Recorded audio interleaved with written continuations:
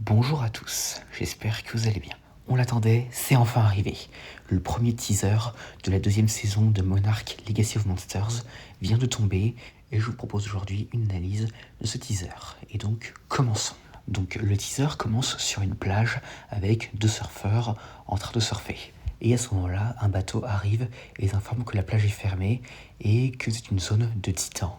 Et alors que les deux surfeurs s'en vont, ils entendent un bruit bizarre et des créatures sortent du sol et les attaquent.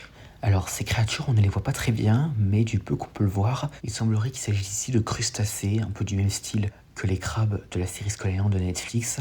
Alors bien sûr, ce ne sont pas les crabes de la série Skull Island, mais des créatures similaires, on va dire ça comme ça. Et donc du coup, ces créatures s'attaquent aux deux surfeurs et les tuent. Et à ce moment-là, nous reprenons là où la première saison s'est arrêtée. Donc nous voyons plusieurs gens courir avec les pattes de Kong vues en arrière-plan. Et donc du coup, comme on nous l'avait un peu prédit, Kong va s'attaquer à la base d'Apex. Et dans le plan suivant, nous pouvons retrouver nos héros, donc Kate, Keiko, Mei, Kentaro, Hiroshi et Tim, qui semblent observer l'attaque de Kong. Et puisqu'on parle du singe, nous avons un plan sur sa tête en train de rugir face à ce qui semble être un hélicoptère, dans une scène d'ailleurs assez similaire à Kong Skull Island. Et donc du coup, il semblerait ici qu'on va revoir un côté un peu plus méchant de Kong, un peu du même style que dans Kong Skull Island. Et autant dire, je trouve que c'est une bonne chose, parce que j'ai rien contre le fait que Kong soit un héros, absolument pas, mais juste que ça fait plaisir de revoir un côté un peu plus sombre du personnage qu'on n'avait pas trop vu ces dernières années.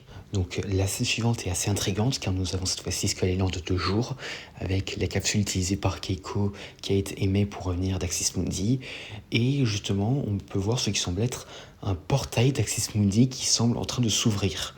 Alors est-ce que nos héros vont retourner vers Axis Mundi pour tenter de retrouver Lisho? Eh bien ça reste à voir, mais en tout cas cette espèce d'ouverture du portail d'Axis Mundi semble créer une onde de choc qui se répand à travers Skull Island.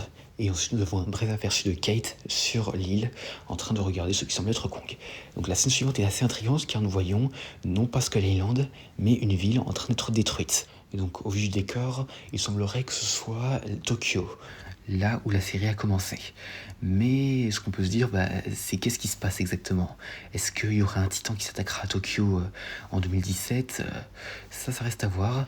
Mais une autre possibilité, ce serait qu'il s'agisse d'une attaque de titans se passant en 2019, donc pendant le réveil des titans et leur attaque sous les ordres de Ghidorah. Et donc du coup, ce titan, si c'est vraiment à Tokyo, pourrait donc être Yamata no Orochi. Alors bien sûr, ce n'est que de la théorie. Si ça se trouve, ça n'a rien à voir du tout, mais c'est une théorie dont certains parlent sur les réseaux, donc il me devait quand même de le mentionner. Et donc ensuite nous avons un bref aperçu de Lisho jeune, ce qui nous indique ici qu'on va revoir un peu son séjour dans Axis Mundi, qu'on n'avait littéralement pas vu du tout dans la première saison. Et ensuite nous avons un bref aperçu de Kong se frappant le torse avec Kate qui semble le fuir.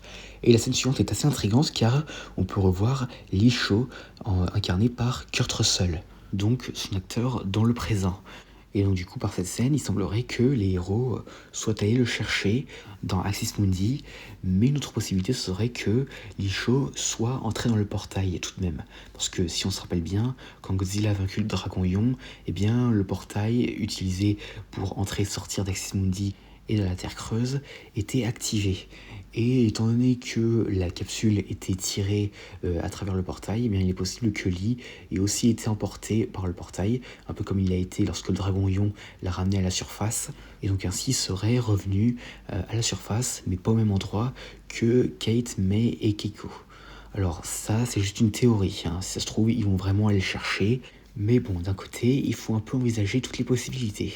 Mais bon, en tout cas, nous voyons Lee qui est sur un bateau, qui se fait attaquer par une nouvelle créature tentaculaire. Et donc un peu du même style que le Kraken, cette créature est visible seulement au niveau des tentacules. Et donc du coup, à voir ce que c'est. Mais en tout cas, ce n'est probablement pas Nakika, étant donné que Nakika n'a pas les mêmes tentacules.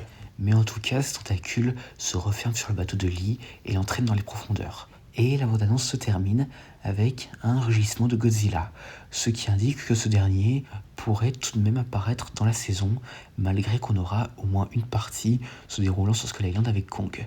Mais bon, alors personnellement, je vais mettre une théorie. À mon avis, Kong, il aura sûrement un rôle assez similaire à celui de Godzilla dans la première saison. Donc il est là occasionnellement, sans cependant être trop présent. Et en plus de ça, Godzilla, s'il est présent dans cette saison, à mon avis, lui non plus, il fera pas grand-chose parce que, vu qu'on est toujours avant Godzilla 2, il veut pas vraiment trop faire pour l'instant. Enfin, bien sûr, hein, si cette saison se déroule jusqu'en 2019 et qu'on arrive aux événements de Godzilla 2, ça restera à voir. Mais bon, en tout cas, rendez-vous le 27 février 2026 pour découvrir cette deuxième saison. Et donc voilà, j'espère que cette vidéo vous aura plu, n'hésitez pas à me dire ça dans les commentaires, et à la prochaine.